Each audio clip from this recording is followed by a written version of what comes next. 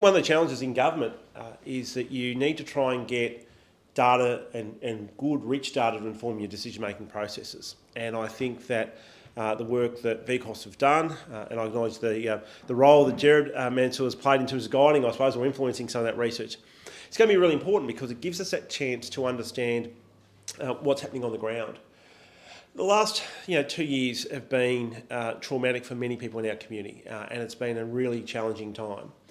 I think, though, we can take some positives and some learnings out of this. I think to some extent, I think if you spoke to many people, I think they would prefer the last 2.5 years didn't happen. But if you said to everybody, let's go back, let's abandon all the lessons and learnings over the last 2 years and go back to life was like in 2019, would you want to do that? And I think a lot of people would say no. I think people would recognise there are some good things have come out of the pandemic. And I think that part of that comes down to some of the lessons and from a public policy sense. I think that we're in a time where we can really grasp and run with this.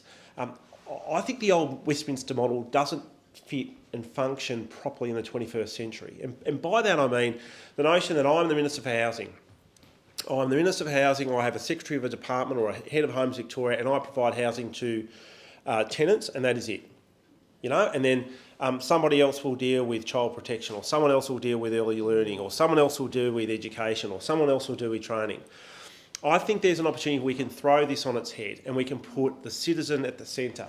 And it should be us that have to bend to the will of the citizens, not asking that citizens bend to our will. The Westminster system served us well, but I think that there's opportunities through looking at the Service Victoria. Some of the things we've done, a one-stop shop to provide that wraparound service for citizens. Now, Emma is absolutely right. There are a lot of people who don't want to go online, who don't want to use an online portal to get information, and that's completely fine. There's a role for government to make sure that people are included in a digital sense, and we've got to provide funding with that. But from a resourcing perspective, if we can start to streamline and triage the workflows, so you say the people, for example, in our housing support offices, that instead of dealing with 300 clients, which they currently deal with, you only have to deal with 50 because we've put 250 online to service. That means it's going to be a better client experience for our tenants, and that means that our housing support workers will have more capacity to support people. So this report's going to be useful because it's going to help inform us in getting a sense, in a real-time sense, what's happening out there in the community. It's going to improve our quality and our performance as a government, because we can't stand still. Governments tend to lose their way when they just say, look, this is good enough and this is as good as it gets, and we're not going to innovate, we're not going to reform, we're not going to do anything different. We have to keep pushing ourselves to do better, to be better. The most successful car company in the world is Toyota, because they've put continuous improvement at the core of what they do, and they've done it for decades. So we need to do that. We need to do better, we need to be better, we need to reform and innovate and keep trying to push the envelope.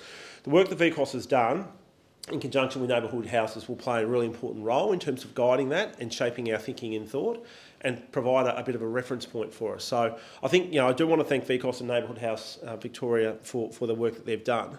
But I think that we're at an interesting time, and I think that we can look to the future with hope and optimism and confidence.